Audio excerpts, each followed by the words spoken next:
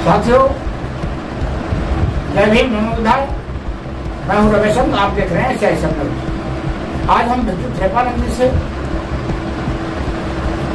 वर्षावास पर चर्चा करेंगे। वर्षावास क्या है, वर्षावास में भिक्षु क्या करते हैं, क्या नियम अपनाते हैं, उससे बात करेंगे। मंगल हो, कुशल मंगल रहो।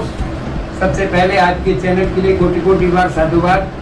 मैं भिक्षु थेरोपानंद, प्रदेश अध्यक्ष अंतर्राष्ट्रीय भिक्षु बौद्ध भिक्षु संघ परिषद उत्तर प्रदेश की ओर से। भैया जी, आपका सब्जेक्ट है वर्षावास क्यों, क्या, कैसे जी। इस विषय पर मैं आपसे चर्चा कर रहा हूँ। ये बौद्धों की पद्धति रही है और वर्षावास जो होता है वो आषाढ़ी पूर्णिमा से शुरू होता है और कार्तिक की पूर्णिमा को समापन हो जाता है। कितने महीने? ये 4 महीने का होता है। 4 महीने। 4 महीने तक ये भिक्षु कहाँ रहते हैं? मैं बता रहा हूँ, उसी विषय पर जा रहा हूँ। 4 महीने तक भिक्षु सर्व मानव कल्याण कारिक मार्ग को ढूंढने का अध्ययन करते हैं, धम्म का रिसर्च करते हैं। वो मेडिटेशन के माध्यम से, विपश्यना के माध्यम से करते हैं। और क्योंकि बुद्ध का जो धम्म है तो सर्व मानव कल्याण के लिए है, वो किसी जाति और धर्म विशेष के लिए नहीं होता। यानी उस समय विपश्यना, पूजा अर्चना जो भी होती है, हाँ, विपश्यना के आधार पर। ओनली वन, कोई पूजा का तो कोई मतलब ही नहीं है। केवल विपश्यना के माध्यम से जो बुद्धा ने सर्व मानव कल्याण के, संसार में दुख क्या है तो दुख को खोजने के लिए, दुख कैसे होता है, दुख का कारण क्या है और दुख कहाँ से पैदा होता है और उसका दुख का निर्माण कैसे होता है और दुख का निवारण कैसे होता है, दुख का उपाय क्या है। तो इन 4 आर्य सत्यों के ऊपर मतलब जो है बुद्ध ने खोज किया और वही काम भिक्षुषण करा। कि भिक्षुषण जो है वो बुद्ध पुत्र होता है और एक पुत्र पिता के सतपथ मार्ग पर चलेगा तभी वो संसार को कुछ दे पाएगा। ये उसका कर्तव्य है। हम लोग जानना चाह रहे हैं कि 4 महीने एक भगवान बुद्ध ने इस 4 महीने ही क्यों चुने? वो 4 महीने चुनने का कारण ये था कि बुद्ध के समकालीन यथार्थ बंद हो जाता था। बरसात 4 महीने जम के चलती थी जी, तो पानी भर जाता था। तो बुद्ध ने कहा कि भिक्षुओं, जहाँ था स्थिति पर वहाँ पर ठहर जाओ और पहाड़ी पर बैठ करके धम्म का अध्ययन करो। और जब बरसात का मौसम खुल जाता है, खुल जाए तब आप चारों तरफ विचरण करेंगे और जो 4 महीने में आपने धम्म का अध्ययन किया है वो जो है संसार के प्राणी को बताने का काम, करने का काम भिक्षु करेंगे। एक बात जो कल जानना चाहेंगे कि ये भिक्षु कहाँ कहाँ जाते हैं, कहाँ कहाँ इनके कोई स्थान होते हैं, अपने बुद्ध विहार पे ही रहते हैं या कहीं कहाँ व्यवस्था होती है? देखिए, सबसे पहली बात है कि वो तो सुविधा के आधार पर है। अब कोई भिक्षु जंगल में गिर जाते हैं तो चाहे तो वो पहाड़ी है, जंगल है, वहाँ भी रुक सकते हैं। पेड़ कोई सा हो वहाँ पर रुक सकते हैं। और दूसरा ये है कि जहाँ बिहार है करीब में, वहाँ रुक सकते हैं। नहीं, हमें जानना चाह रहे हैं कि जैसे वर्षावास आ गया और वर्षावास के बाद 4 महीने तक का एक ही जगह पर रहते? हाँ, एक भिक्षु एक जगह रहेगा, दूसरी जगह नहीं जाएगा। दूसरी जगह नहीं जाएगा। अच्छा। तो 4 महीने तक, जैसे आपने देखा है कि स्टूडेंट लाइफ के लोग होते हैं, बच्चे जो मतलब जो है जहाँ पेपर होता है तो जहाँ उसका सेंटर जाएगा वो वही जाएगा ना। दूसरी बात आपने देखा है कि बच्चों के लिए क्या होता है, पर जब वो मतलब जो है जो किसी सब पेपर होता है तो बच्चों को दूर दूर बिठा दिया जाता है। मैं मुझे पाइए, मैं वही पहुँच रहा हूँ, दूर दूर बिठा दिया जाता है। ना वो बाकी देखे, ना वो बाकी देखे, ना वो बाकी। भिक्षुओं के लिए भी कहा गया है आप जहाँ पर आपको सुविधा दिखाई बाहर जाइए। तो ये एकत्र होके रहते हैं या अलग अलग रहते हैं? बच्चे अलग अलग रहना चाहिए। अलग अलग रहना चाहिए, मतलब कर्तव्य तो यह है कि अलग अलग रहना। लेकिन अब तो भिक्षु जो है कि पर कोई बिहार पर 10-10, 20-20 भिक्षु रहते हैं। लेकिन वो जो 10-10, 20-20 भिक्षु रहते हैं वो मेरे हिसाब से गलत है। विनय जो कह रहा है उससे गलत। अच्छा, वो क्यों है कि एक भिक्खु एक जगह होगा। अच्छा, इसके तो वो उसका डिस्टर्ब नहीं होगा। पंडित जी, हाँ, इसके कौन कौन धर्म ग्रंथ हैं? इसके ग्रंथ जो है विनय पिटक, अवधम पिटक है, निकाय सूत्र है और तमाम ग्रंथ हैं। कम से कम मामूली की बात मान लो करीब 64,000 ग्रंथ, 64,000 ग्रंथ है बुद्ध के। बुद्धा जो है अथाह है, बुद्धा एक वैज्ञानिक चीज। हाँ, इसके बाद हम ये जानना चाहते हैं कि आपसे कि ये भिक्षु बाहर के भिक्षुओं को लामा कहते हैं, यहाँ के भिक्षुओं को भिक्षु कहते हैं, भंते कहते हैं, अनागरिक कहते हैं, इधर उन्हें लामा कैसे कहते हैं? बहुत अच्छा प्रश्न है आपका पत्रकार बंधु। लामा जो व्यक्ति हैं हाँ, वो सम्राट अशोक के द्वारा बहिष्कार किए गए और ये कैसे प्रस्ताव किया था? अब मैं बताऊंगा बात के लिए। जब समय समय पर लोगों ने क्या करा, जब जैसे बुद्ध की संगीति बैठी और संगीति में जो मर्वादी मानसिकता के लोगों ने इसमें ऐसा विवाद डाला कि यानवाद तैयार कर, यानवाद, जातिवाद तो नहीं कर पाए लेकिन यानवाद जरूर कर। अच्छा, अब यानवाद जो है वो सबसे बड़ा खतरा की। यानवाद क्या है? यान ये गुटबंदी करे। अच्छा, हाँ, तो ये महायानी लोग हैं और ये वो है जो सम्राट अशोक ने अपने समकालीन भिक्षु संघ से निकासित करके का बहिष्कार किया। अच्छा, कितने इसमें वो हैं? अब तो मतलब ऐसा है कि उस समय जब ये ने लामा शब्द की जो स्थापना दी जी, वो सम्राट अशोक के समकालीन, जी, उससे पहले लामा नहीं था। अच्छा, हाँ, और भिक्षु जो अन्य देशों में भिक्षु है, हाँ, जहाँ से लामा जिस कंट्री में वहाँ भी भिक्षु है, हाँ, वो जीवन पहनते हैं और लामा लोग केवल चद्दर पहनते हैं, वो जीवन नहीं, केवल चद्दर उठते, केवल हुक्मों की नकल कर रहे हैं। अच्छा, अच्छा, और वो तमाम लामा बने कैसे ये जानना? लामा को मैं बता रहा हूँ, जब सम्राट अशोक ने इनको बहिष्कार कर दिया, हाँ, इन्हें जब भोजन नहीं मिला हाँ, तो चीवरों के कलर का हाँ, चद्दर ओढ़ के हाँ, और ओढ़ने के बाद में नगर में गए। जैसे पहले भिक्षु थे जब नगर में जाते थे चाय का करने, हाँ, जब चीवर उतार गए तो ऐसी नगर में गए हाँ, और जाकर के चीवर का बेल बनाया, कपड़ा वैसे डाल दिया चद्दर जैसी, हाँ, और वहाँ दरवाजे पर पहुंचे तो जो महिला है गृहिणी है तो उसके यहाँ पहुंचने के बाद में आवाज लगाना शुरू कर दी।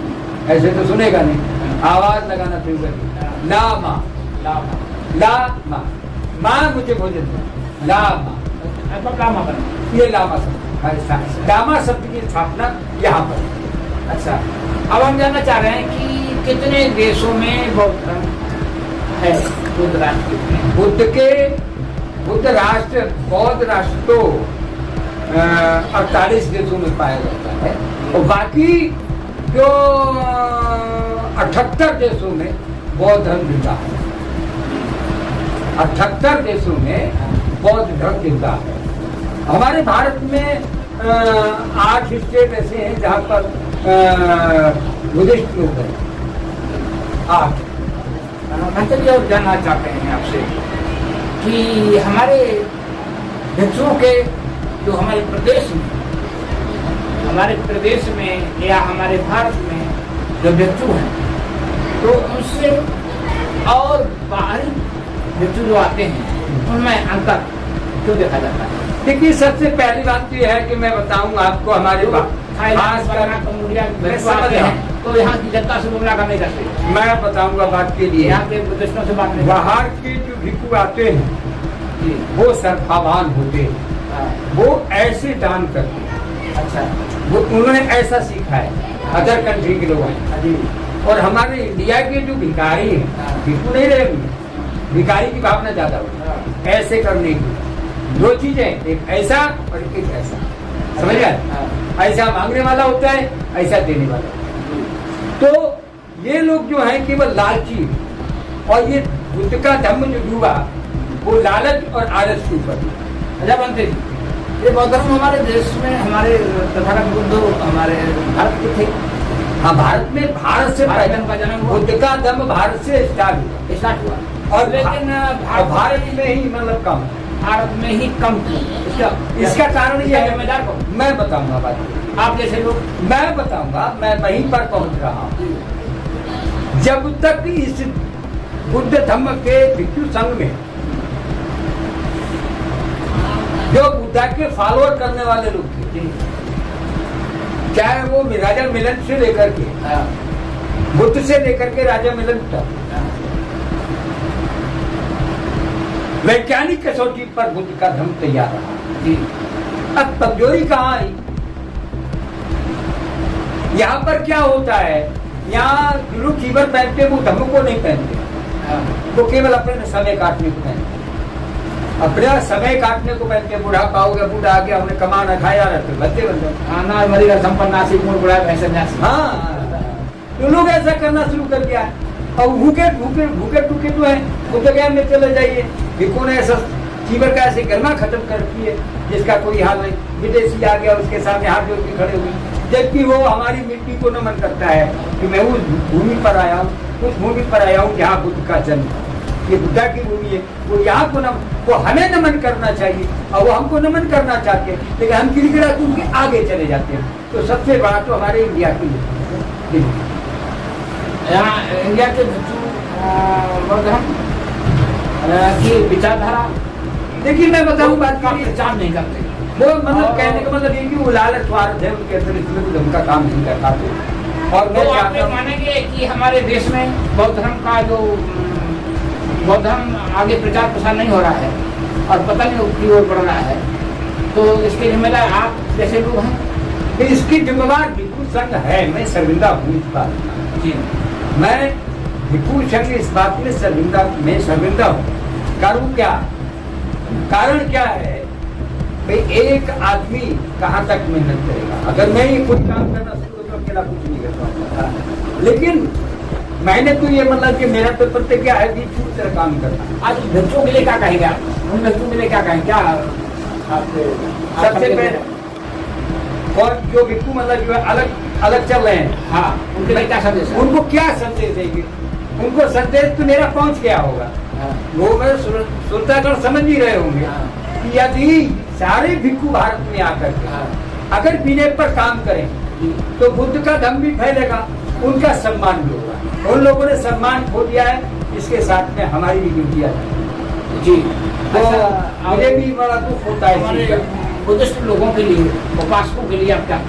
मेरा कहने का मतलब ये सभी उपासकों के लिए मैं एक संदेश देना चाहता हूँ। वर्षावास के समय, वर्षावास आषाढ़ी पूर्णिमा पर जो वर्षावास शुरू हो रहा है, तो जहाँ जहाँ भिक्षु आपके करीब में, आप उनकी मदद करें और उनको समय पर भोजन देना, क्योंकि भिक्षु आप जो है विनय सब होगा कि वो सुबह को 11 बजे तक भोजन करें, उसके बाद में लौट के फिर शाम की भोजन के लिए आप संदेश ये दे रहे हैं। मैं जो उपासक हैं उन व्यक्तियों को 4 महीने की रहने खाने की व्यवस्था वो अगर व्यवस्था करेंगे तो जो विपश्यना वो अध्ययन करेंगे। उसके बाद में फिर जब 4 माह पूरे हो जाते हैं, आषाढ़ी पूर्णिमा, वहाँ की कार्तिक की जो पूर्णिमा आती है, कार्तिक वाली कार्तिक की पूर्णिमा पे जो है वर्षावास समापन होता है। तो वो भिक्षु जो वर्षावास शुरुआत करते हैं उसी जगह पर वर्षावास समापन दिवस मनाया जाता है। उस पर उपासक लोग भोजन दान करते हैं, शिवर दान करते हैं, जैसी उनकी जैसी श्रद्धा होती है। बुद्ध का धम्म श्रद्धा पर टिका है, बुद्ध का धम्म किसी पर दबाए पर। संजय जी, आज बस इतना ही, और आपसे फिर मुलाकात करेंगे और आपसे अक्सर चर्चा होती रहती है। धन्यवाद। और हम आपसे अनुरोध करेंगे कि धम्म पर आप लगातार रिसर्च करते रहें और उपासकों को संदेश देते रहें, ताकि उपासक बौद्ध धर्म पर से विचलित न हो। एक विषय थोड़ा सा रह गया है, मेरी उपासकों से निवेदन है कि मैं खुद जो है तहसील आंवला में ग्राम बहुड़ाखेड़ा में शंगाराम बुद्ध विहार बना हुआ है, और मेरा इच्छा है और मैं सोच रहा हूँ, नहीं करूँगा, मैं आषाढ़ी पूर्णिमा पर भिक्षु संघ का अनुष्ठान दिवस के रूप में उनको भोजन दान दूंगा धम्मदेशना करवाऊंगा और अपने यहाँ बुद्ध विहार पर मैं खीरदान का व्यवस्था करूंगा। उपासक लोगों को मेरा निवेदन है कि जहाँ तक मेरे श्रोतागण हैं, अगर मेरी मतलब जो है उस कार्यक्रम में सहयोग करें और जो भी आर्थिक सहयोग करें तो मेरे नंबर पर जो है फोन पे पर दान कर सकते हैं। और मेरा सबसे निवेदन है कि मैं वर्षावास प्रारंभिक वर्षावास पूर्णिमा का कार्यक्रम में सफल करने में आप सहयोग में धन्यवाद। मंगल हो। हाँ, तो आप देख रहे थे, आज सुन रहे थे भिक्षु स्वरूपानंद जी को, और आज हमारे साथ गंगा मन नहीं कोमल सागर जी, और हमने बड़े अच्छे तरीके से इस वीडियो को शूट किया है। और साथियों, जय भीम।